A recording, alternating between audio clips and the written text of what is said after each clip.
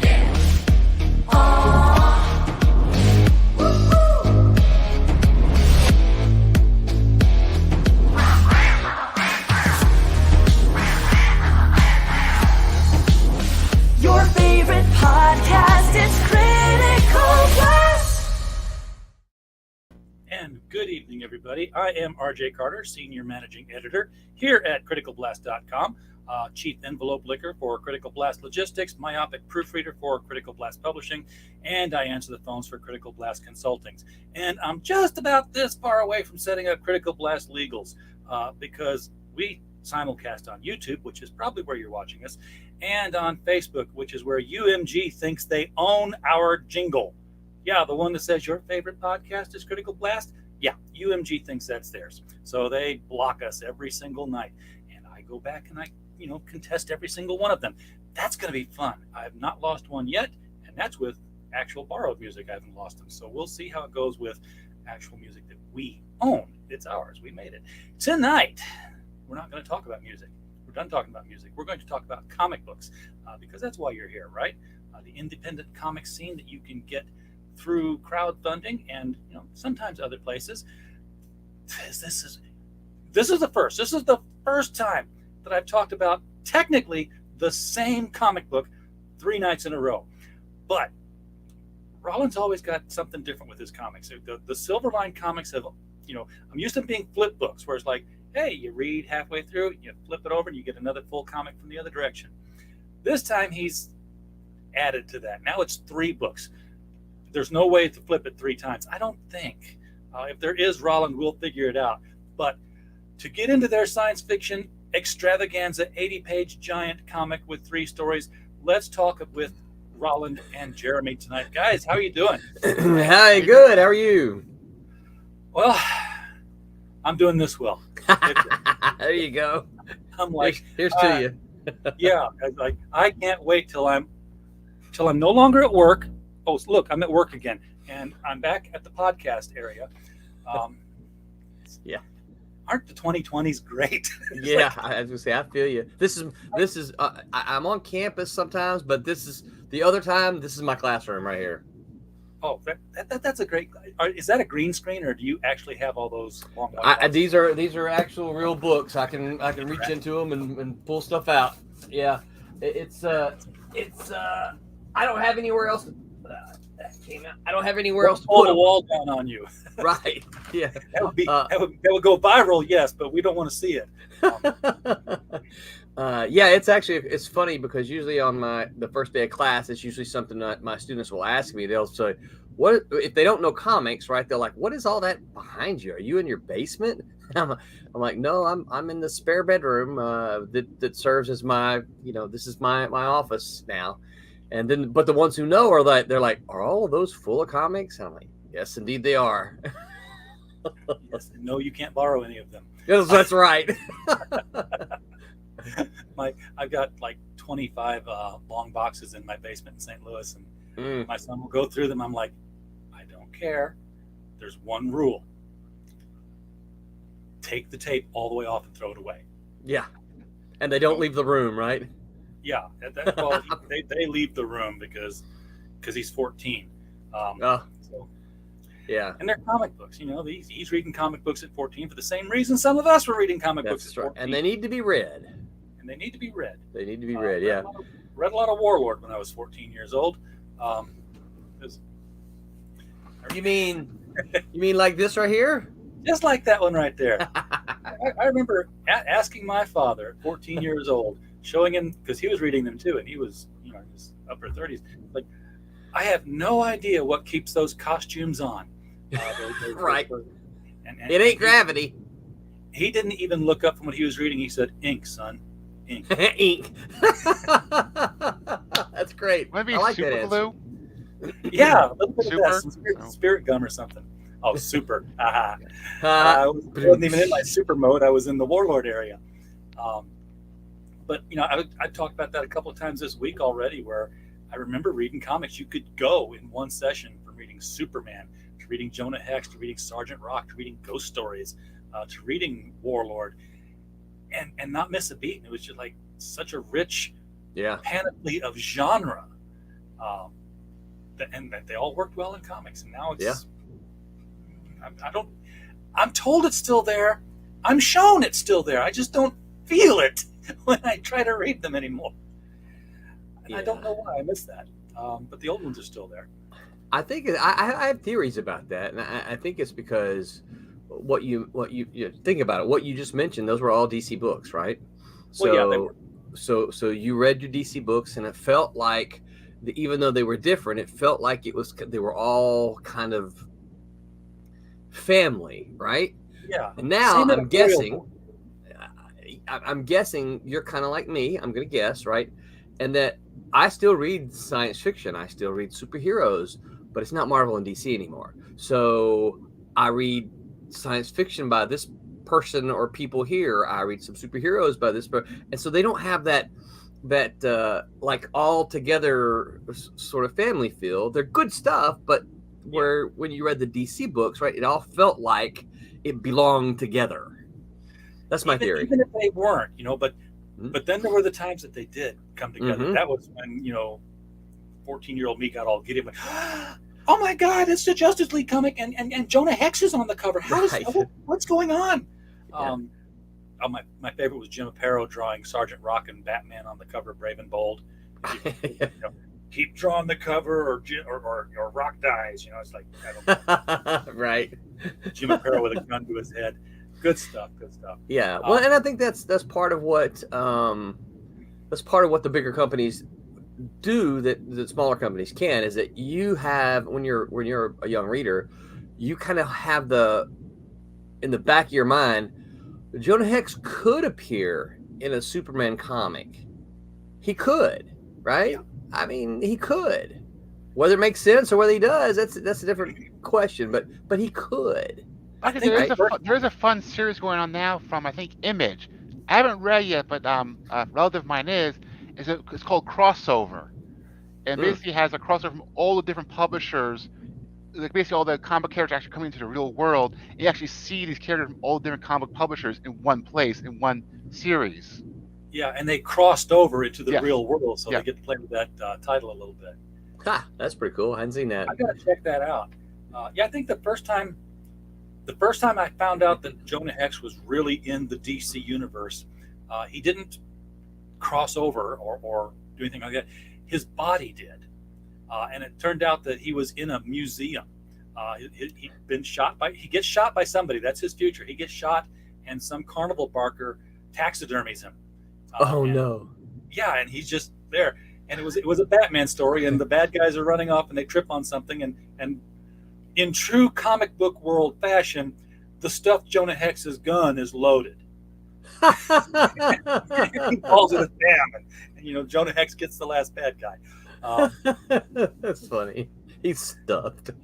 Yeah, he's stuffed, but the jostling set the gun off.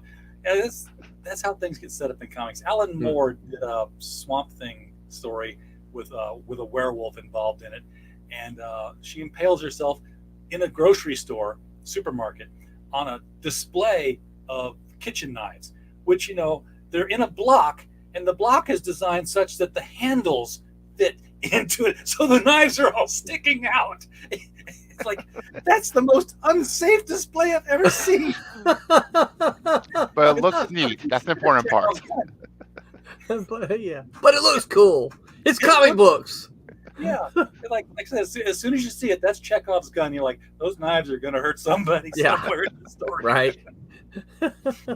Oh, speaking of stories, let me add this to the stream here, because we've been here, we are here. We are all right. And I think I deduced that KREY's not new, but is revised somehow. What's going on with KREY? What is this? Yeah, so one of the things we decided a couple of years ago, once we started doing, once we kind of kicked Silverline back up, we decided, we've got these some of these black and white titles that Silverline did in the 90s, because it was really expensive to do color in the 90s, far more expensive than it is now. I think you're answering James's question here while you're going on with that, because he's not heard of Silverline. So well, very cool. Well, Silverline, I've been calling this iteration Silverline 3.0, because Silverline was started in the late 80s by me and Stephen Butler. And we started so initially it was me and Stephen and Mitch Bird, and we were going to be our own publisher. That didn't work out. That's a long part of the story we're not going to hear today. But then we ultimately decided, well, you know what? We have a lot of contacts where we are. We can put these things together. We can put projects together and shop them out to publishers.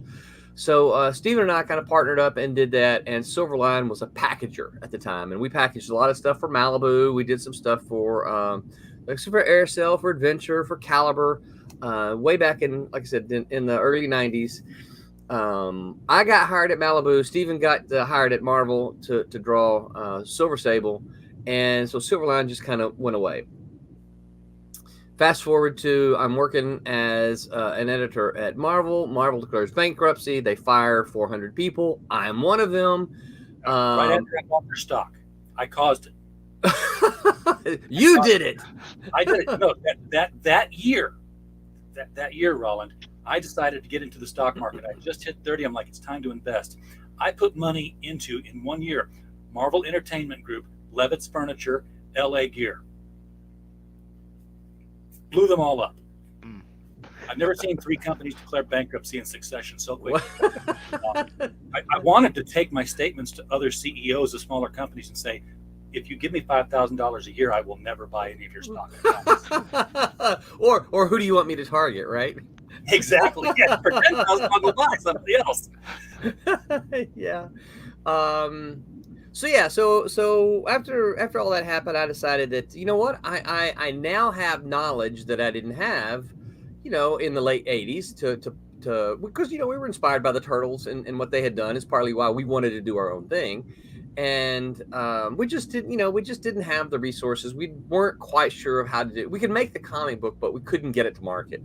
And so after the whole Marvel thing collapsed, I decided, you know what, I'll bring back Silverline and I'll publish comics, and I know how to do it now. And so for the next few years, I published comics under the Silverline banner. Steven was still busy working with Marvel, so I kind of did it all on my own. As far as the publishing aspect went, I still worked with some super talented creators like R.A. Jones, and I published about 13 books in from like 97 to 2000. They were all black and white. They were in Diamond, so they went to all the stores. But if anyone knows anything about the comic book industry, that was the wrong time to enter public. That's when publishers were dying, and I entered in the industry when the industry was collapsing.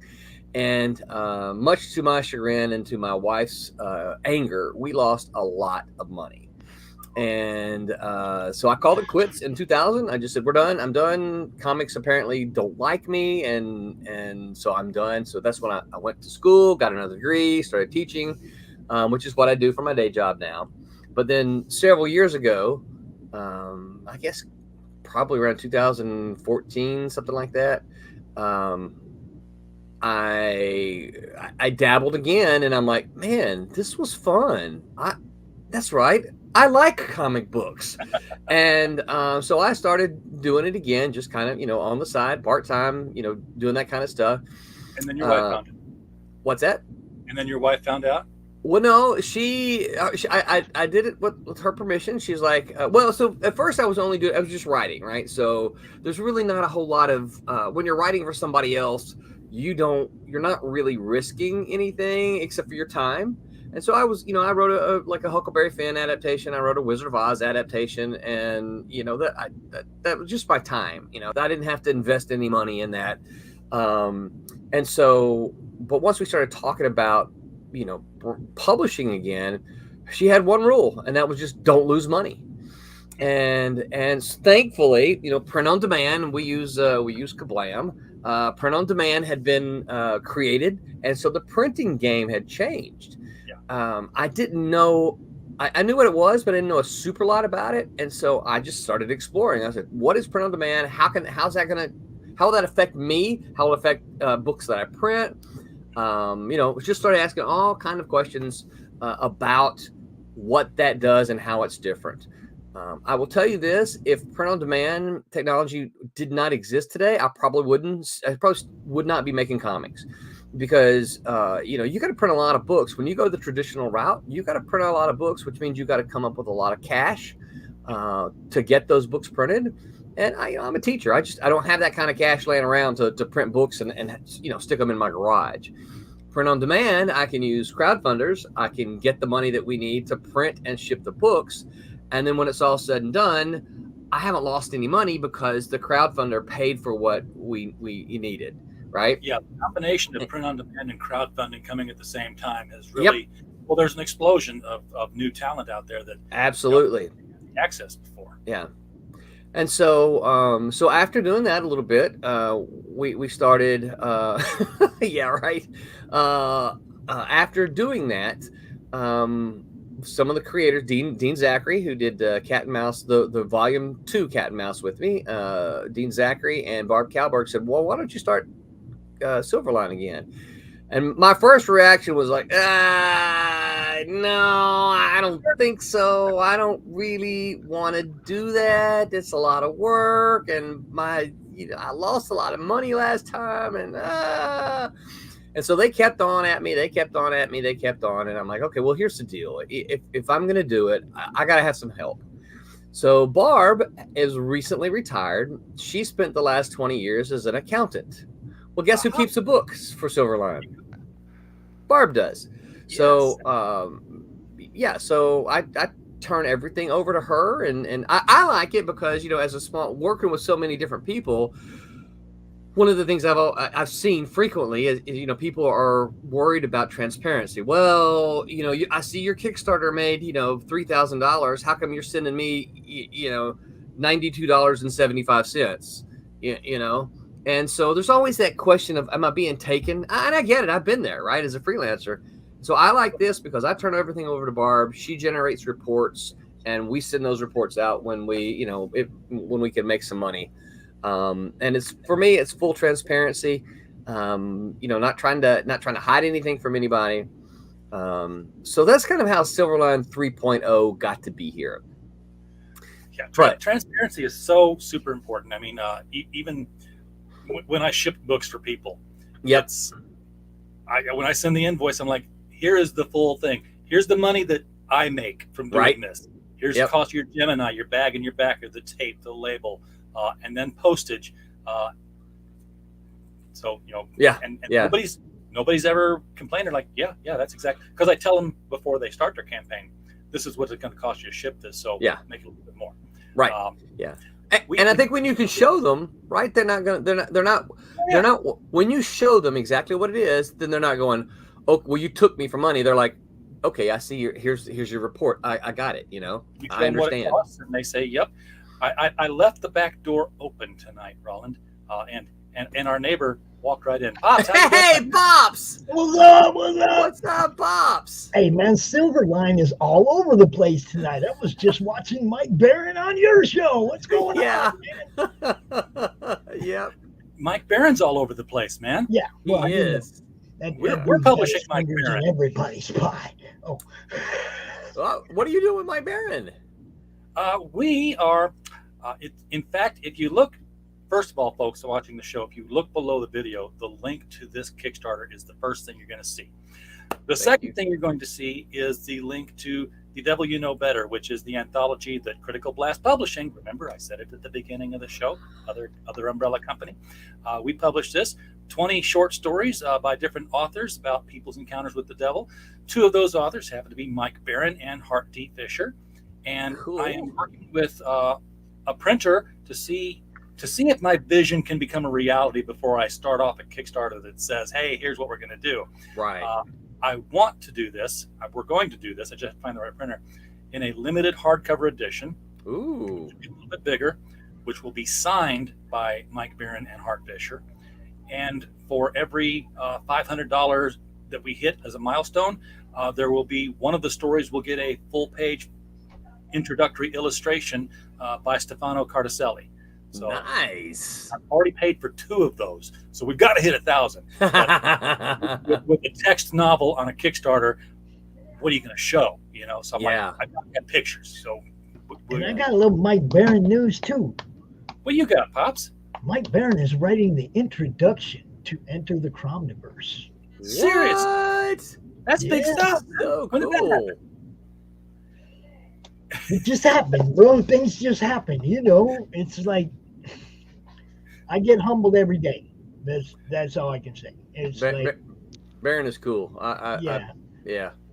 This morning I found out one of the people on the team didn't have a letterer. I didn't have to make but one DM to somebody, got a letterer. It's like I'm just blessed the way this thing's coming together. So, but that's not why I'm here. I'm here to talk about you guys. What's up? Roland has a locked in an hour monthly for CromCon. Okay? He is going to be out there just like you, RJ. He's got a panel of his own every month in CromCon. Fantastic. Good. I can use the rest, man. No, I didn't say he got your panel. I said he got a panel. You're still working. Okay. James has a good question. He's like, how many print-on-demand publishers are there in comics? I mean, there's a lot of them. But Yeah. I think he's talking about print-on-demand. Printers. Yeah, actual imprints. I'm going to pull myself up here because So hold on. I- You think he means printers or publishers? I Because think he means Well, I mean, publishers. there's a 'Cause I lot of think people that go to what's the one? God, now I'm going to draw a blank. Well, there's Kazam, Lulu. Kablam. Yeah, Kablam or some- whatever. And they Yeah. just, there's I've Ninja. gotten quite a few of my books from them. Yeah. That's one right there. yeah. Comic So- Impression, Comic so- Wellspring. Yeah, they're all out there. So the terminology is what throws me though, because Kablam is not a publisher; they're a printer, They're a right? printer. They're a printer. Yeah. I think he's talking about publisher in the sense that Silverline is a publisher. They're, Yeah. they've got And I would multiple say titles. they're all basically anybody that's small press is using a print on demand. Yeah. I would say you've got to get up to the levels of somebody like Boom and Image and Dark Horse before you start finding publishers who don't use print-on-demand technology. Those publishers are probably still using, and I don't know this for a fact, but I would assume that they're using traditional printing because they get it. Their copies in the thousands. When you're an independent creator and you get your copies in the tens and in the hundreds, that's when you're using digital print on demand. Yeah, and James, I know that there's at least Bad Bug Media is another publisher out there that's doing crowdfunders and print on demand. We've had their people on our show a lot. That's Mike Tiener and crew. So Cosmic Times, our buddies over Martin Piero and Cosmic Times, I know that they use print on demand. And I got to assume that everybody who's selling direct out of a .com is using print on demand. Yeah, one of the publishers I'm going through for my own comic, United Comics, are out of basically one of the editors who's working at Charleston Comics. He created United Comics and he's doing print on demand as well. Yeah.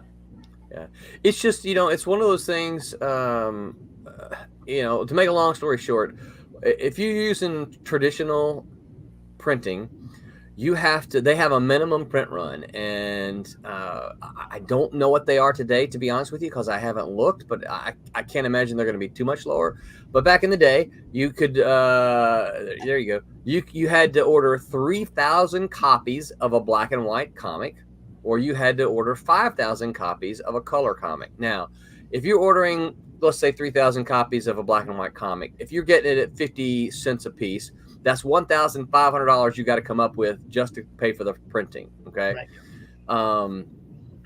That's a lot of money to come up with. And the thing about it is, you got 3,000 copies. You might have sold on your Kickstarter 100, 200, 300 copies, maybe. So you're putting 2,500 books out in your garage. Now, yeah, of course, you're going to go to shows and signings and stuff like that, but you're putting 2,000 books in your garage. If you do print on demand, you're going to pay more per unit, but you can order, if you need 100 copies, you can order 100 copies. You don't have to stick 1,000 books in your garage. You order what you need. I was wondering when we came on what aspect of the industry we were going to talk about rather than talking about the actual book. Monday night, we spent about a good hour talking about inking and inking techniques. Last night, it was all about the lettering. Really? Never talked to anybody about lettering before, but that's what tonight it's actually on the publishing and finding a print. But remember, through all of this, folks, Beyond the Stars, Obsoletes, and KREY on this one book, 80 pages, 23 full-length comic book stories, not like a smidgen of a piece to get you to the next one. It's full-length stories. They're chapters. You're still going to want to come back to the next one, just like any other comic book. Yeah. But go back it. Click the link back and throw my. I don't want to steal all your time. I'm going to get out of here, guys. Roland, hit me up whenever you know who's going to be on your panel so I can make sure they're on the guest list and they get some airplay. And you guys have a great night, man. Go back to this book. I just saw your message, so I'll blast that out and find out who's going to be on there, and I'll let you know. All right. Y'all have a good night, man. Thank you, Pops. See you, Pops. Peace. He's like Wilson. He just kind of pokes his head over the fence. He's got access to the back room, so he comes in some nights. Like, hey, yeah. So can I take a minute and tell you about how Jeremy entered the picture? Yes, please. Yeah. So this goes back probably 5 years ago, ish.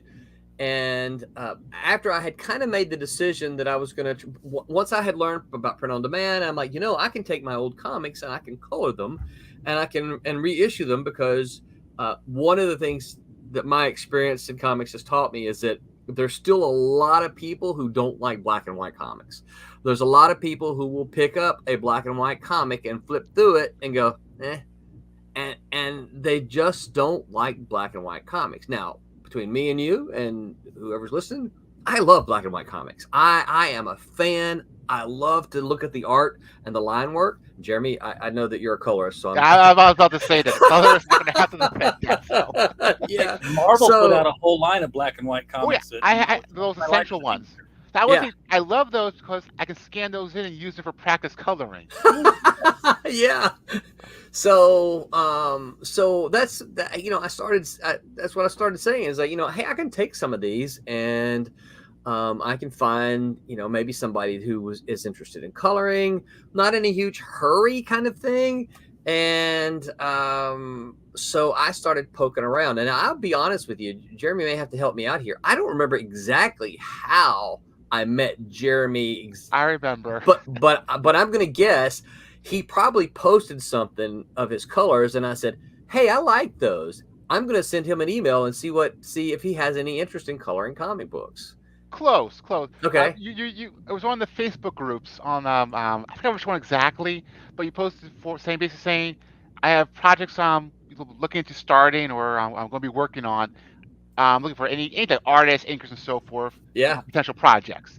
So I replied to it, and you sent me a message through Facebook. Yeah. Said, hey, can I see some of your work? And I sent it through the Facebook Messenger. Basically, everything was through the Facebook Messenger as a result. I said, hey, would you be interested in doing this?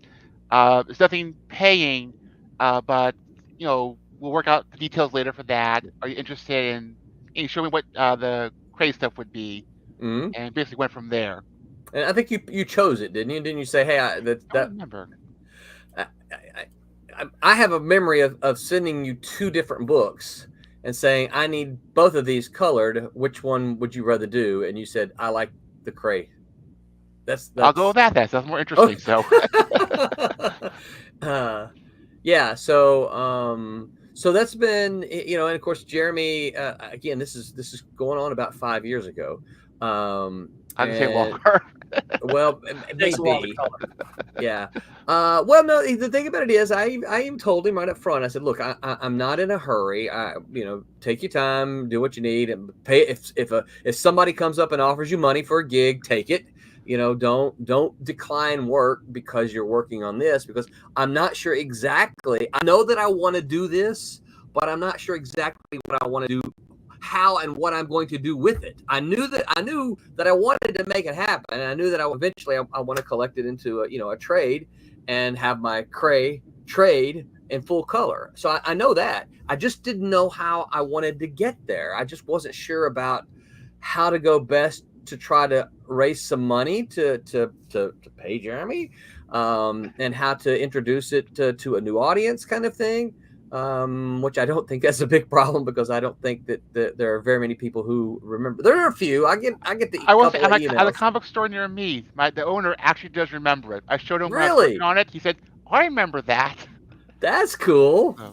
That's cool. I get an email. I've had a couple of emails that say, "Hey, I bought this when it came out from Gauntlet. Gauntlet Comics is who did this." So I'm seeing a lot of the older books come back. It was a couple of months ago now, but I was in my basement in St. Louis because where my mother's studio is. Sometimes I go back, and I was going through comics, and I don't know what it was, but I'd taken something out of a bag that I got at half price books. It was like a 90s book, so it was probably one of the Southern Nights issues or something. Oh, cool, yeah. And we've had Henry on the show. I got to have him on again soon. Cool. What fell out of it was a bookmark for Trekker. Ron Randall. Ron Randall's Trekker. Yeah. And I was like, I kind of remember this. And then it's like not a month after that, he's doing a crowdfund for another Trekker graphic novel. And I'm like, oh yeah, this is a sign from God. I have to back this book. Well, he if I'm not mistaken, I think that he also did when who was it that tried those motion comics for a little? They had the website. That was Neil Adams' company that did that. No, it wasn't Neil. I think Ron had Trekker as part of that, where you would click and the image would come into place and it would. That's different motion comics. I was thinking like the Watchmen motion comic thing. No. It's not true motion comics. But what they would do is that you would have the image and you could click and a balloon would pop up and the next balloon and the next balloon. As you click. Used to do that. Yeah, they used to do that. This predates Comixology. I think Marvel actually released some CD-ROMs with that same type of thing on there. Yep, probably a long time, like in the 90s. Yeah. Yeah. What was that website? Oh man, I Ron Randall. I'm gonna see if I can't find it. I can't remember because he was on there with a bunch of others. And all I'm seeing is the Kickstarter stuff now. Yeah, that's all I'm seeing too. And something in China. Yeah. I'm not seeing it. I cannot remember the name of that. It was a whole site. You'd go on there, and there were a couple of good books on there. Trekker was one of them. There was a lot of stuff that you could pass over, but I'm not seeing it come up fast enough, and I can't remember. I can't remember what it was. I thought he did a nice job with the Trekker on there. Yeah, it's still one of the books I got to get into and start reading. That's the thing with crowdfunding. I'm getting more books in than I have the capacity to process. Yes, I can feel your pain there. But that doesn't stop me from buying more of them. Well, and that's it probably won't ever, as can be witnessed by what's behind me, right? Yes. Though I don't. Where I talk to so many of you guys, I'm like, oh, this guy who's on my show, a friend of mine now. He's only like $40 away from funding. What tier is $40? Right. I don't even look. I'm like, here, you're funded. Yep. Yeah. And it's a good feeling when you're that pledge, isn't it? Yeah. That's a good feeling when you're like, yes, I'm and you're not that pledge because all the others that came before you got there, but it's a good feeling when you're the one who can push it and see it go over the line. Yeah. Yes. I like that. And like I said, when it's $500 away, it's not going to be me that does that. Right. Yeah. I'd love that. I'd love to be, like an Elon Musk that just surfs around. And, like those millionaires that you hear about at Christmas time in Walmarts. They just go in and pay people's layaways off and then walk out. Yeah. So walk around handing out $100 bills. Merry Christmas. Yeah. Yes. Just go ahead and donate to every single Kickstarter, put them all over for. Right. Yeah. Just go down Kickstarter, fund that one. Right. But it'd be nice to have that kind of money, wouldn't it? Yeah. Yeah. Oh, let's still get started. Let's still go down that hole. So what is KREY about, and why is it science fiction? Because it looks sword and sorcery to me. Well, it is sword, not really a lot of sorcery. So part of the problem when I wrote KREY, I knew where I wanted to go with it down the road. I didn't get to go with it. I didn't get to fish it, right? We did this is a solid first arc, right? It is a beginning, middle, and the end. So once you come to the end of the story, it finishes. But there's a hint, there's a clue in the 4th issue, I think, as to what the next story could possibly be, and it is decidedly science fiction. Okay, when you read this one, you're going to think, well, this is a barbarian story, and it is, right? So it's sword, but no sorcery. KREY is a story of a world in which humans and mutants are at war. The story starts, and we see a mutant raid on a human village. And instead of killing the child KREY, the mutant takes him as a battle prize. But when he gets him back to his mutant village, he decides to raise him as his own. And so KREY grows up in a mutant household. He's a human boy, grows up in a mutant household. And it's the story of two conflicting mutants versus humans. I drew a lot of inspiration from classic X-Men. They're not mutants in the sense that they have powers, right? They're more mutants in the sense that they look different. I'm getting a lot of Jungle Book from it too. Oh, I did. I could see that. Yeah. I always had more of a Tarzan. Yeah. I wrote it more in mine with Conan, but well, you're the writer, so we'll go. But no. if you like Tarzan and you get Tarzan out of it, that's exactly what I meant. I'm reminded of a story one of my teachers used to love telling, which was when the literature professor was talking about the author's intent, and one of the students kept saying, "I don't think that's what the author meant at all," and the professor was like, "Yes, this is exactly what the author meant when he wrote it." "No, I disagree." And the teacher finally threw the book and says, "Who's the author?" And the teacher was the author of the book. Yeah. That is one problem, of course, as a one who holds an English degree. That is one of the problems I always had with those classes is the teachers who weren't the authors, who would always just assume that this is what they meant. And I'm like, you can't always assume that that's what they mean, I was at a book signing for my first book right here within Arm's Reach, Alice's Journey Beyond the Moon. And I was in a store doing a signing, and a high school kid was there, and we got to talking about, he wanted to write and everything. It's like, and I said, "Do you ever hit that question in literature class? What was the author thinking when he wrote this?" He's like, "Yes, all the time." I'm like, "I'm going to give you the answer. It's always going to be true. The author's thinking, God, I hope this sells." Right, exactly.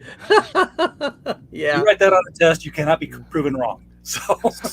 So true story, and I haven't figured out how to publicize. Yeah, actually, John, I love John. I absolutely love John Carter, Warlord of Mars. And so all I will say is keep that in the back of your mind as you finish the story, KREY. That's all I'll say. What was I going to say?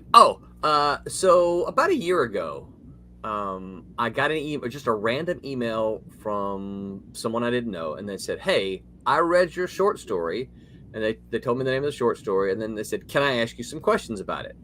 Well, my first thought was like, how did you read my short story? Because it was published in a magazine, a literary magazine that had a circulation of about 300. It's like, how did you read that, right? And so I asked, I'm like, "Where did you see my story?" And they said, "Okay, now here's what's cool. I got to figure out how to promote this because it's kind of cool, but I've been, telling my wife, I'm like, I don't know how to say this without sound like I'm trying to, ring my own bell here. But it's in part, it's a required reading in a literature class in university." Oh, wow. Right? Right? I'm like, what the heck? And so when the student told me that, I'm like, really? So I went to the university, I went to the instructor, and I found it on the syllabus. And I'm like, there it is. And so anyway, so the point was, after I got over my initial shock, right, she asked me a bunch of questions, and some of them were like, what was your theme in this scene here? Does this represent that? And I'm like, no, that's not what it represented at all. They were just in a truck and it broke down, right? It doesn't represent the fabric of society or anything. What are you talking about?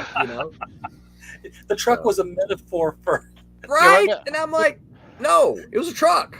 But then now you just caused a whole bunch of students who originally passed now have the grades changed to fail. I tried to give her I'm like, well, that's an interesting question. I tried to give her a literary answer. But yeah, my first thought was like, what? No, I didn't know. Why would you think that? Did you ever see Rodney Dangerfield? Did you ever see Rodney Dangerfield's Back to School? When it came out, I don't remember it though. Yeah, they had to do the essay on Kurt Vonnegut, and he was the millionaire, so he hired Kurt Vonnegut to write his essay, and the teacher didn't know the first thing about Kurt Vonnegut. I remember that now. Yeah, I'm imagining she just went back to her professor with all your answers, and she's like, but he said.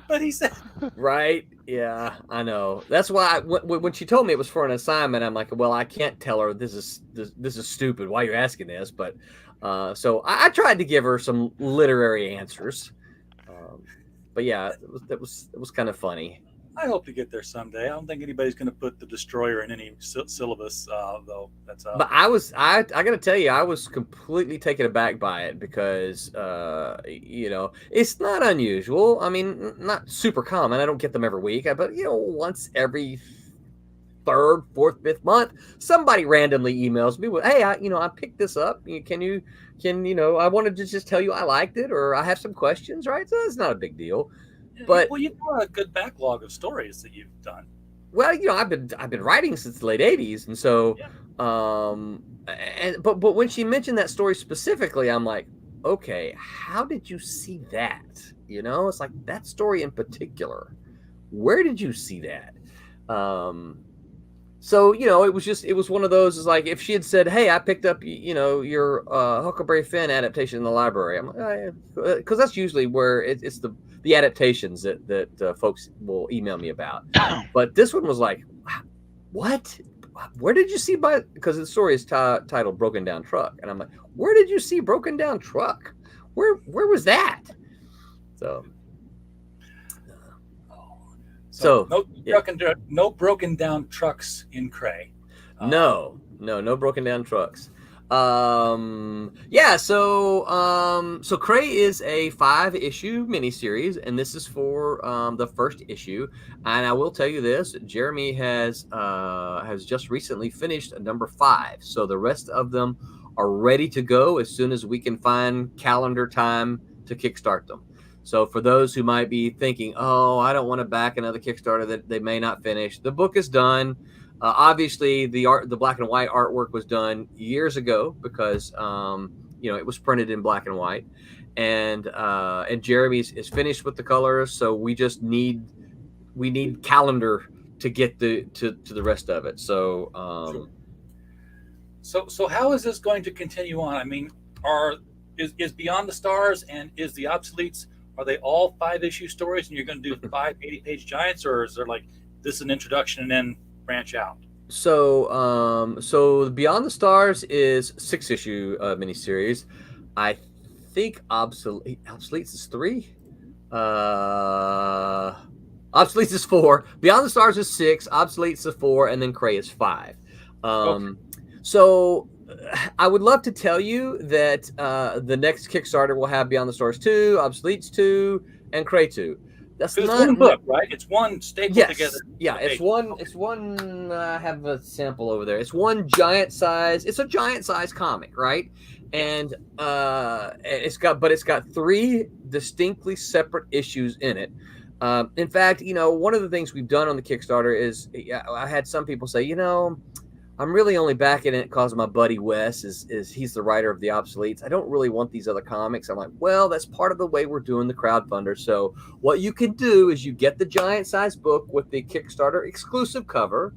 And then if you really just want his, you go to the add-ons, and then you can add on just the Obsoletes number 1 if that's what you want, right? You can do that for all of the books. So they're available as separates as add-ons. They are available as separates as add-ons. You got to get there, obviously. You got to back one of the Kickstarter things. But yeah, if you're like, I really want to bag and board, Obsoletes number 1 separately, well, you can do that. And so that's available as an add-on. You have a lot of add-ons too, by the way. You've got many people involved. I won't say everybody, but many people involved are doing the commission work through here. So you get an original Stephen Butler. Yes. And I haven't seen a good Stephen Butler, and I'm not gonna say I haven't seen a good Stephen Butler in a long time. I'm gonna say that takes me back to the '80s. Yes, and independent scene there. Yeah. I think there's still a commission.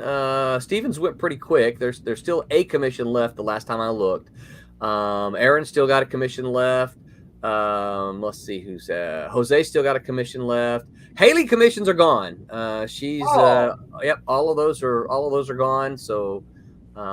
Those are taken up. There's still a lot of original art. The Steven pieces, I think, are all still available. A couple of the inked versions are gone. I think that inked Obsoletes is gone. And then the one right there where it says the image coming soon, that one's gone. Whoever backed it without even seeing the image, because do I have it back here? Oh, I just got the artwork today, but it's up on my kitchen table. So, but I haven't even had the chance to get that image changed. So, actually, that's the one right there that went without being wait a second. Is Aaron drawing under another name? No, what that means is if you'll scroll down just a little bit, right? So Aaron did the pencils of that KREY cover, right? So you see KREY cover B pencils. No, not that one. This one right here. Okay. Yeah. So the names are above it. Okay. Yes. Yeah. I thought the names were below the picture. That's why I was getting screwed up there. Oh, yeah. That's a terrible confusion to have it, and I may see if I can figure out how to try to make that more clear. So Aaron is the guy who penciled that. Yes, he penciled that right there. So Barb inked that, right? So what I've tried to do is say, hey, Barb inked this, but she inked it over Aaron's pencils. But because they are two separate pieces, what they did is that Aaron has the original pencils, and then Barb, and of course he scanned it, and then Barb printed it out in blue line and inked the blue line. So you're getting her original inks if you get the piece on the right, and then you can get his original pencils with the piece on the left. So you can get, the pencils and the inks if that's what you wanted. That's a great way to get two original art pieces out of a single image. It really is. It really is, and we like doing that. So yeah, that's the thing I don't like about digital. I know as a creator, people love it. Yeah. But if you go to a lot of conventions and if you have the space to keep your art, you can't sell your digital work. You can't sell your digital. No. I have been working on ways around that, actually, as a colorist. I have been working ways around that. Well, it's still not original art, I think is the problem. Yeah. Because I have come up with some interesting creative solutions that are not just prints. I have come up with other interesting solutions. We'll do tell. Okay. Well, as a colorist, I have the answer to the problems of the world, but I won't tell you. Well, one of the things that has been a lot of good reception is when I'll do like a print, but what I'll do is I'll go into Photoshop and I'll separate the layers. You like to do the old offset printing when they printed books originally. Where they have the different. 1 second. I think I have. Yeah, it should be in here. Oh yeah, I've seen offset printing because I took a school tour when I lived in Sparta, Illinois, growing up. Oh, Sparta! You went to Sparta? I went to Sparta. Yeah, it's this kind of thing here. I got them from the people who worked there for free. Again, here. Very cool. We have the line art on one layer. Then you have the. It's not working here. Then you have the colors on. Basically, everything's separated into channels. You have the blue, you have the red, you have the yellow, and you have the black, all in separate channels. So what I've done is I've gotten some transparencies like you'd use in schools, and I went ahead and recreated that in Photoshop.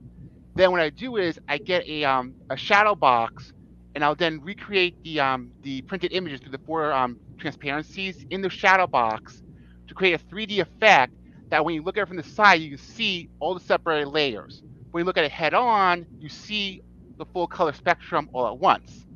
And then you just light up from behind and get a light up shadow box that also has the separated layers, in there at once. That's a cool way to show it. To get like a little like a visual effect, of a 3D visual effect as a result of that. Yeah, that's pretty cool. It's not the same thing, but I've seen a guy on Facebook. It's almost 10 years ago now. I don't know if he's still doing it, or if he's even still around. But he had been doing it with original comic book covers, and then he started doing it with scans of them. Thank God, because what he was doing was he would scan it like 100 times, and then he would X-Acto knife out the images, and he'd start with the base one, and then he'd start gluing things onto it with a little tiny little sliver, just build out these three-dimensional images from it. I've seen those. Man, they look fantastic because he wouldn't just build straight out. If Superman was flying off, he'd give it some curve. And get that thing going. That's pretty cool. They're beautiful stuff. He puts them all in shadow boxes, of course. Yeah, that's pretty cool. And there's those pages right there. Believe it or not, I actually had a few pages from the original, and so those are available if you want to own. Stephen Butler's got a lot of fans, so this is an opportunity to own a Stephen Butler original. Again, that's part of as an add-on. Those are good-looking pages, I think. And reading these pages here, so he's KREY's been raised with the mutants, and they're at war with the humans. Yes. He sides with the mutants. Yes. At least initially. I don't know. You got Be the one to bring them all together in peace. Yeah, so and that's what's so tough, because he is a human and yet they're at war. And the entire issue of now a couple of those pages are gone. I have to get in there again. I gotta get in there and update it. But Aaron Humphreys, who penciled the Obsolete, made the entire first issue available. Yeah, I see that. Wow. Yeah, like every single page. Every single page. Smart guy. Maximize those sales. Yep. Yeah. So and then the entire book this way too. But yeah, you could actually if you wanted to. You can just assume the words. And then for those who've missed some of our Kickstarters, or you're just now finding who Silverline is, and you want to try some of our other issues, you can add any of these. All of these are from our previous Kickstarters. So you can add any of these, and we've had a lot of luck with these. That folks will come on and say, oh, I didn't back Kalis. I don't know what that is, and they'll add Kalis to the list or whatever. I'm just using that as an example, but sure. And you guys got so many titles. Miss Fury, obviously public domain character here. Yep. Anybody can use her. That's another book I still got to read. And I think I showed you I think I dug my cat and mouse copy out of my comics and sent you a photo of it. You did, yeah. But it wasn't Silverlines. It was, what was it, Aircell? Aircell, yeah. Oh. Well, if you look on I think if you look on the inside, you'll see Silverline listed on the inside, because that's back when we were a packager. Okay. Yeah. So that's what you mean by packager. You weren't just like what we do. We package books and ship them. You actually putting the books together. Yes, I was a freelance. Stephen and I, we were a freelance agenting / editorial team. So we would find a team, and then we'd say, hey, we've got this comic book we like, and we would go to a publisher, and then we would cut a deal with them for the creative team, and sometimes we did them, But yeah, and trades. Yeah. So you have to be going to like lots of different shows, I hope, and because are you in Diamond? I mean, Diamond's got so few people left in it now. Not yet. Not in Diamond yet. We that is one of the moves we plan to make. But my goal, my experience tells me that once I go to Diamond, I don't ever want there to be a month without a Silverline book. And so, because if you do, the retailers will forget you, and that's just the way it is. It's not, I'm not pointing fingers at the retailers. They got a business to run. And so what I'm trying to do is get some of these series finished. A couple of, I'd like to have 3 of the newer ones, right? 3 of the new series finished, so that once I go to Diamond, I can go, series A, issue 1, issue 2, issue 3, issue 4. Series B, issue 1, issue 2, issue 3, issue 4. Series C, issue 1, issue 2, right? And that's 12 months worth of content there that I don't have to worry about not having an item in the Diamond catalog, Yeah. And then, of course, we can always follow that up with the trades. So we're not... While you've got a 12-month head start, you're making the stuff for next year. Yes, right, and that's the goal. That's the plan. We're this close to being ready to go to Diamond. We've just got a couple more. We need we got Kalis is done. Kalis is available as a trade, right? We're close to finishing Twilight Grim, Trumps, and Cat and Mouse. All 3 of those are really close, and so it's kind of a race to the finish line at this point. Who's going to get there first? Yeah.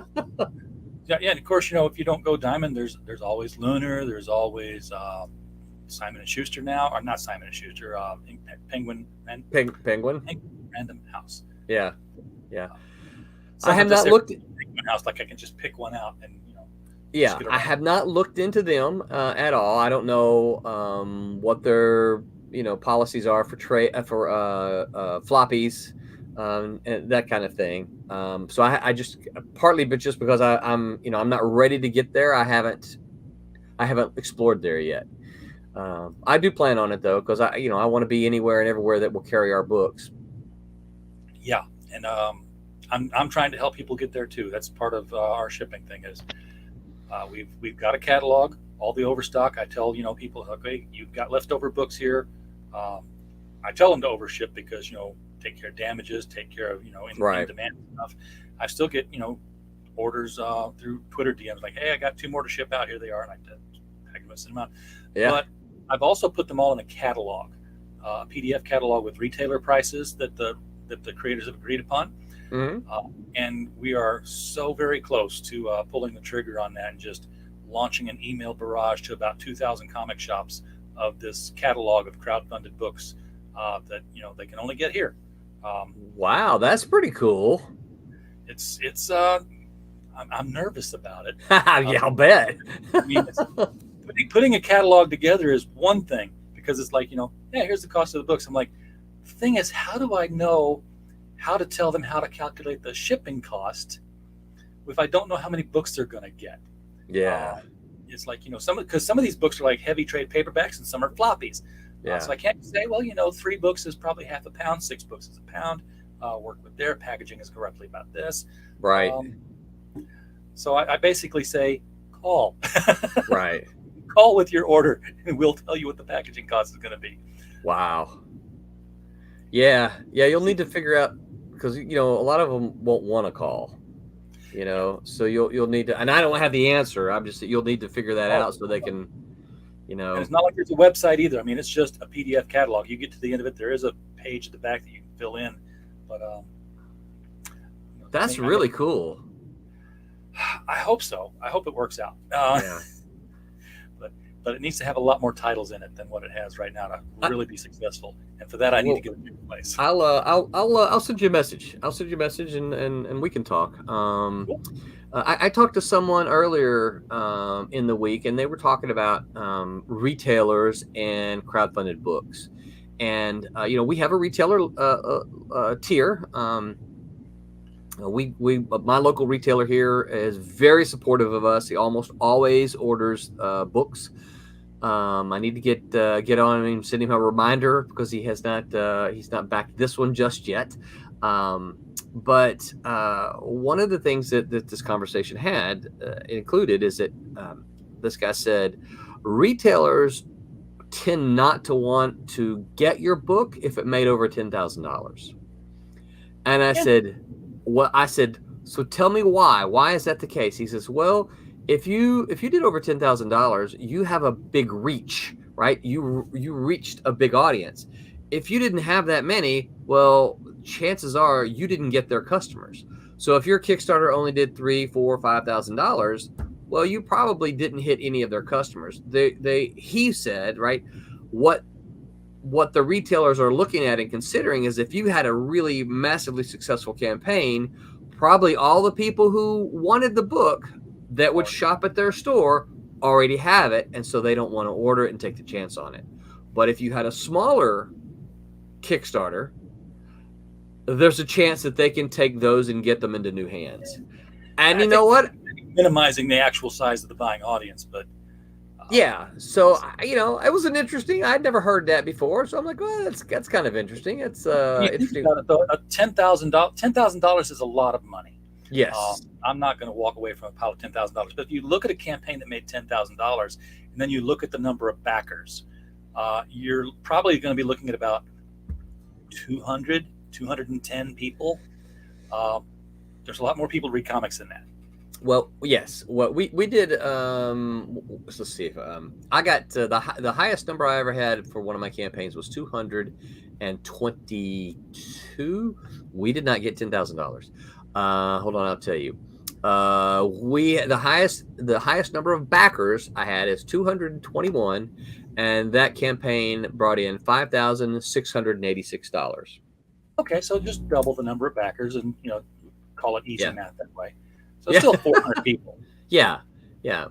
But you're right. There's far more comic book people than that.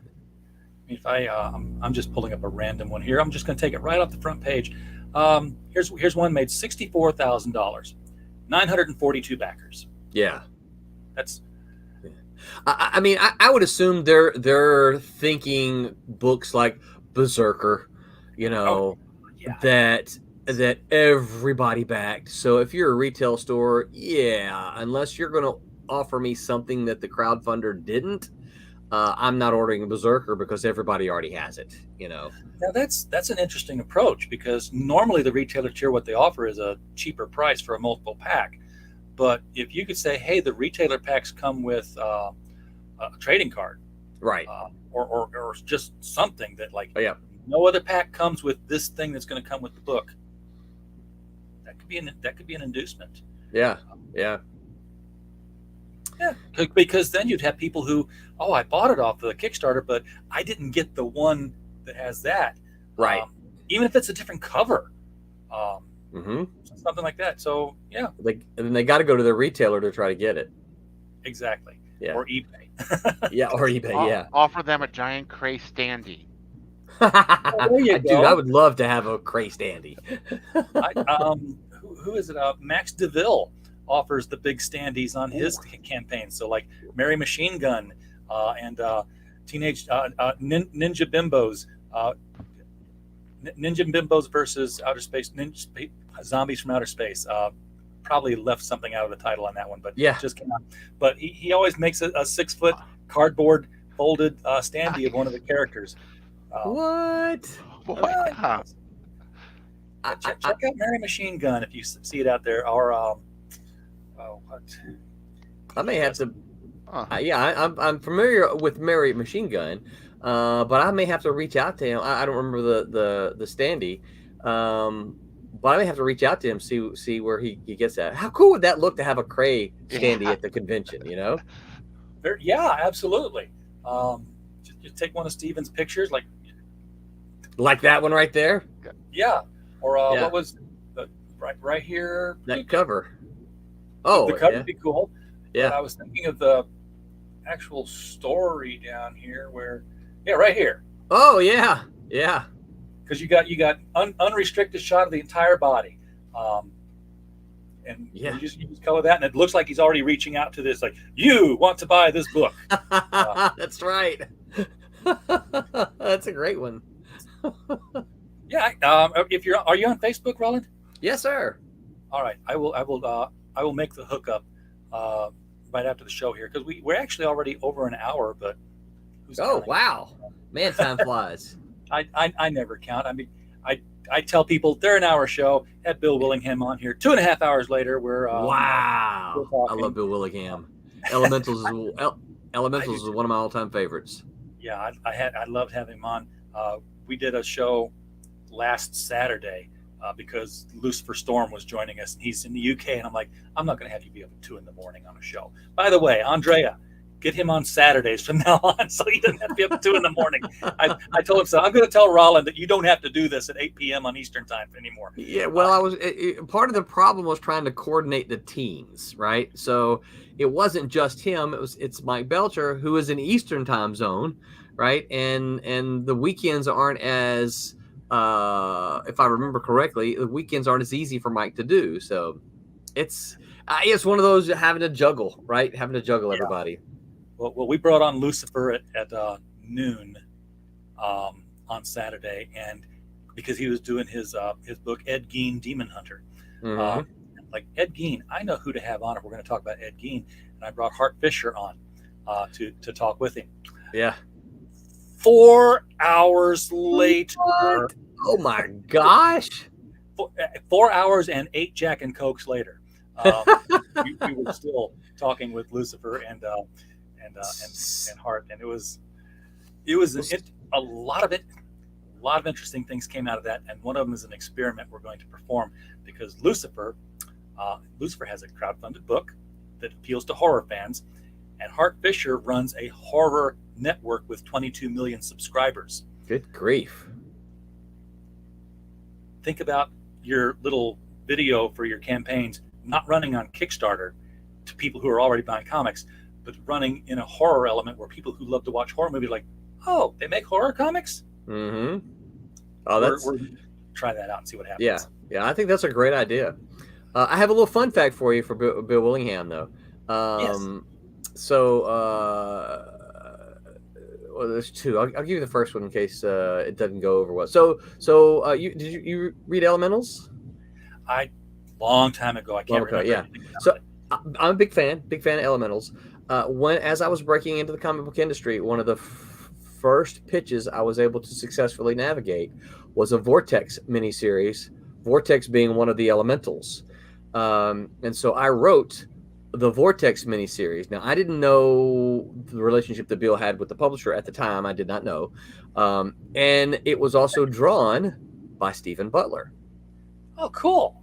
So if you are an Elemental fan and you have the Vortex miniseries, of which there were only 2 issues published, supposed to be 4, that is done by the KREY team, me and Steven.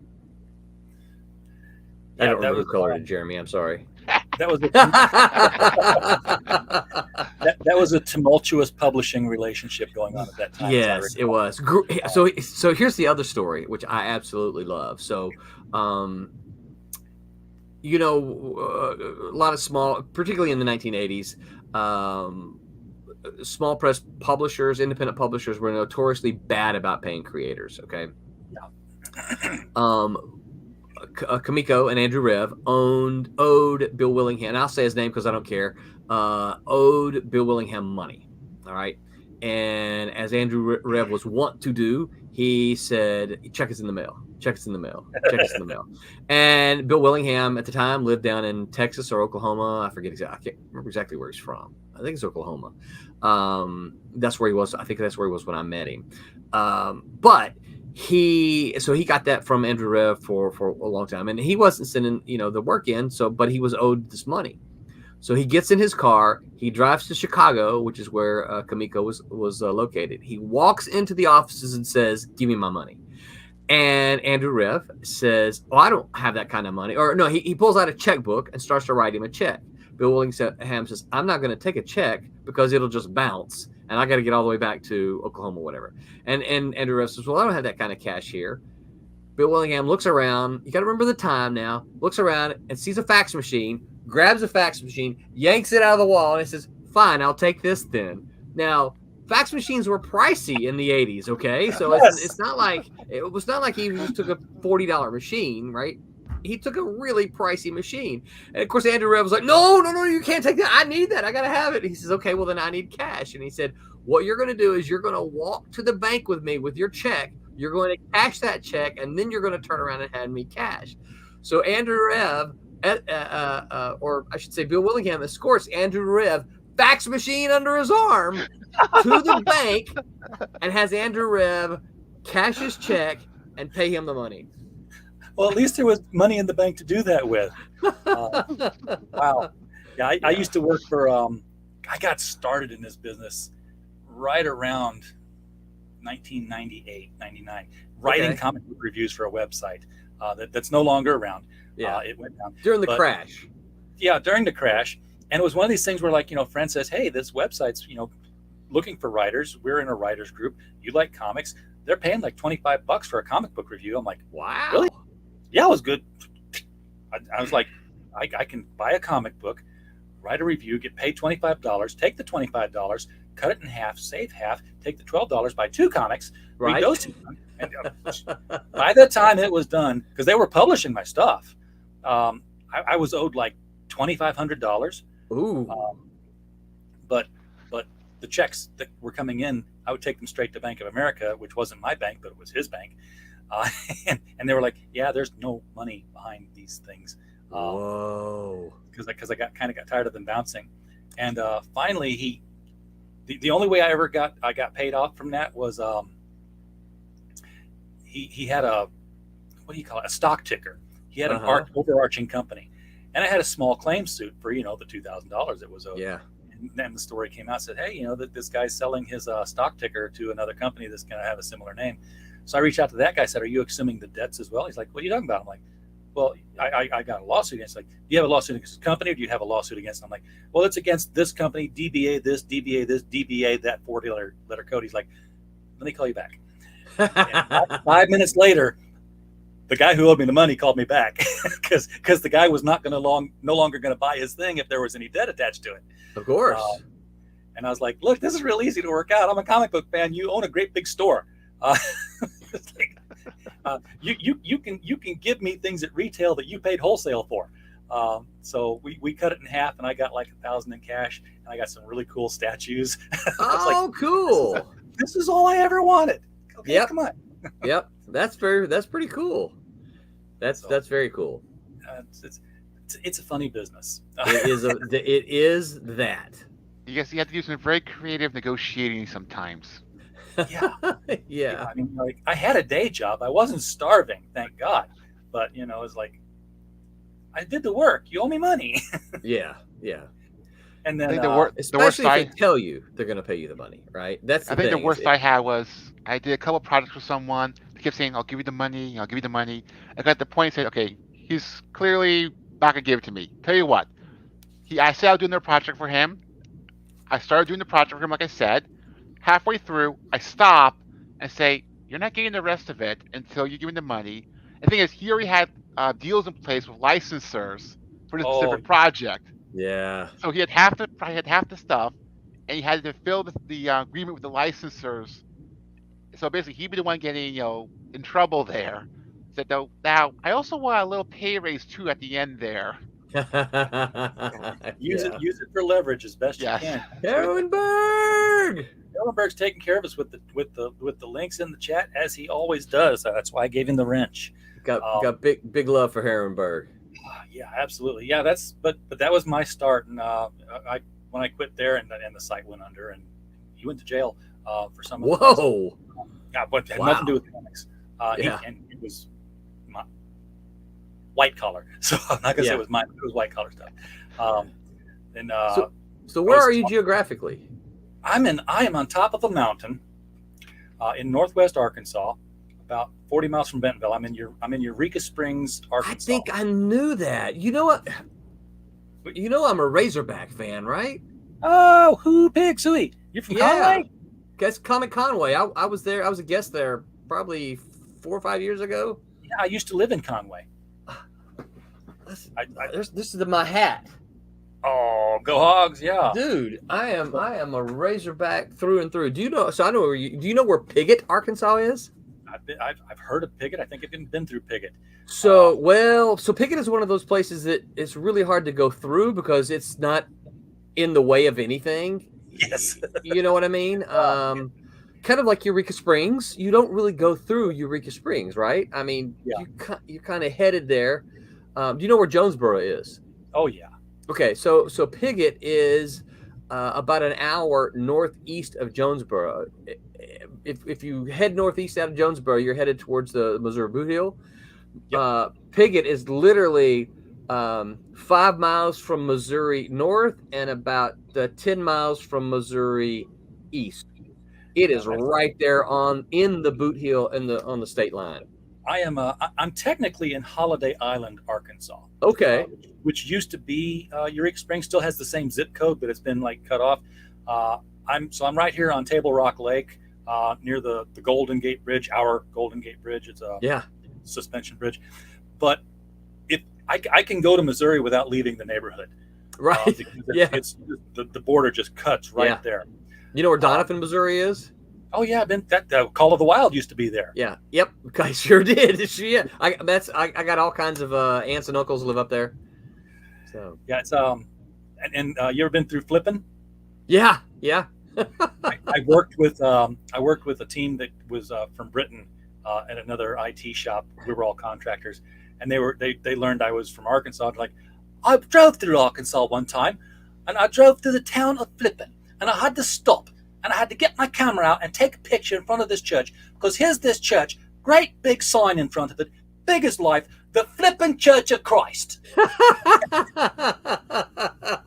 Yeah. I was like, he sent it home to everybody. It was a big laugh, Yeah. My family's been there for over 100 years. My dad actually, they just went down to to Little Rock and was recognized by the governor They got a plaque that says one of those Century Farms. We have a farm that's been in the Mann family for more than 100 years. Wow, that's cool. Yeah. Yeah. So my dad's got a big plaque, Mann Family Farms, and I think it says established 1902 or something like that. So you if you've been through Little Rock, did you ever used to go to Michael Tierney's comic book store? I don't remember the owner. I did Little Rock. I did convention in Little Rock a couple of times. I don't remember the name. Michael. What's that? RockCon, yeah. RockCon, yeah. I don't remember. I did go to some stores there. I don't remember the names. Well, there was only, he was the only comic store. Okay. In Little Rock and in North Little Rock. So if you were on JFK Boulevard and went into the building that looked like it was an old McDonald's, because it was an old McDonald's,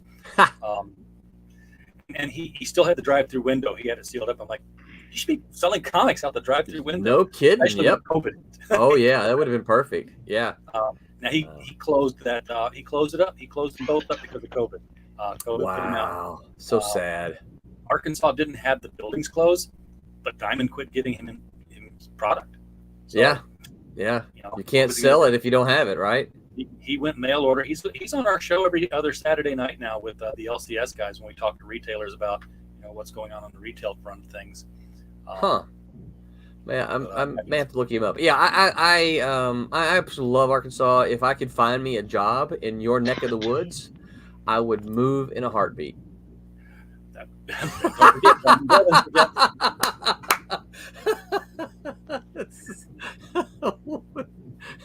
That's great. Vote early, vote up.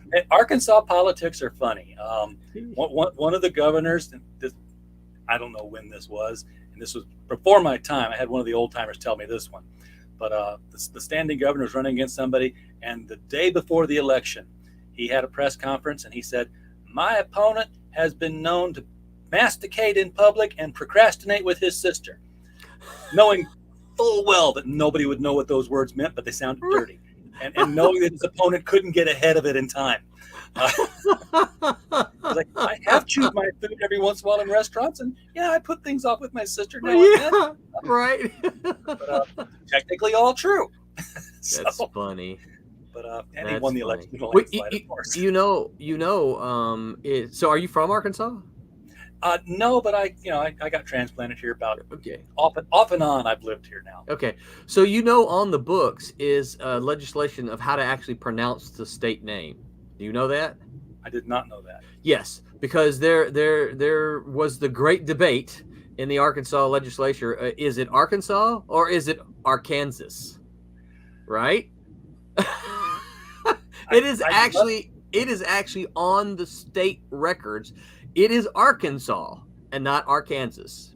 I'd love to know how the pronunciation came about because I figured it out. Not Arkansas itself, but things like Ozark and stuff, because it was all the French Indian explorers, and I have no idea what Ozark means. We have the Ozark Mountains, Lake of the Ozark, blah blah blah.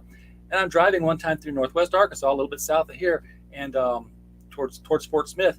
Beautiful forested country, and here's this forest signs, the O's Arc, AUXARC, two French words. And what happens is you kept calling it that, but hillbillies didn't know how to spell. Right. So OZARK. And because of that little spelling and educational thing, we have two Ouachita rivers in Arkansas. Oh yeah. We have the Ouchita. Ouachita. Yeah, the Ouachita. And then we have the Washitaw. Right. Yeah. And they're both the same river. Different names, different official signs over each bridge. It's so funny. In Alabama, there's a similar situation. There are two towns right side by side each other.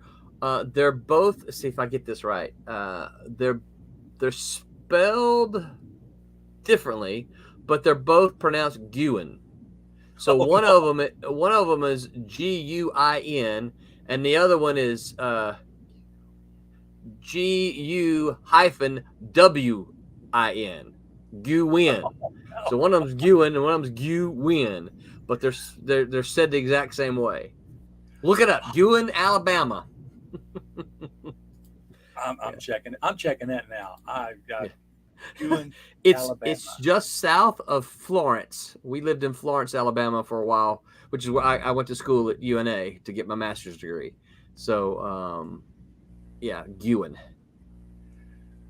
Oh, well, if I can get the map to look right here. They're small places, so you're gonna have to zoom in pretty close. I think they're on. There you go. There's G-U-W-I-N right there. G-U-W-I-N here. G-U-I-N here. See, told you. Look at that. It's the South, folks. We do It things is the different down here. Meanwhile, go back to my Kickstarter. We get a little crazy. Yes, please go back to Kickstarter before you know it. We totally devolved the literature and the social air of the show here. I didn't mean to keep you an hour and a half. And No, it's okay. I always have fun talking with you. I appreciate you having us on. Here, man.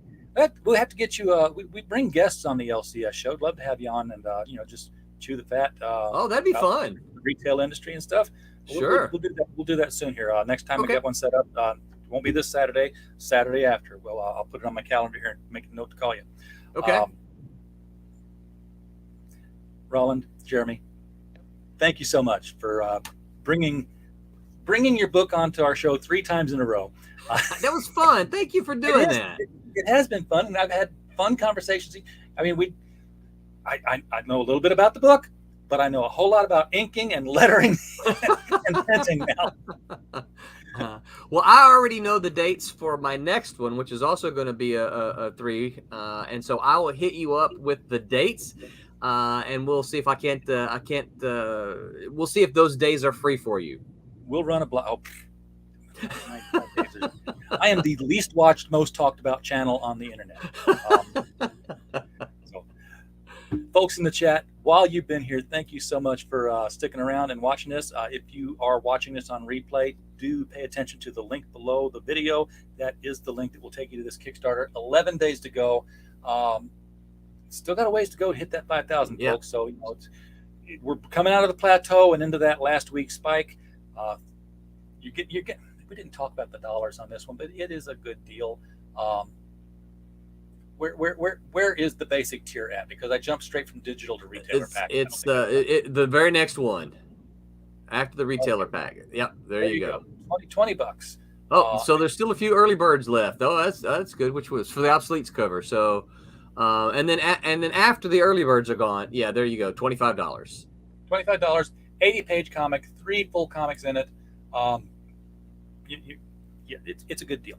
Yeah. So, and it's going to be some great art, some fun stories. If you're an old-time comic collector, it's going to be a blast from the past for you in some aspects. And everyone else, while you were here watching and hopefully spending money, we just hope you had a blast. Good night, everybody. Good night.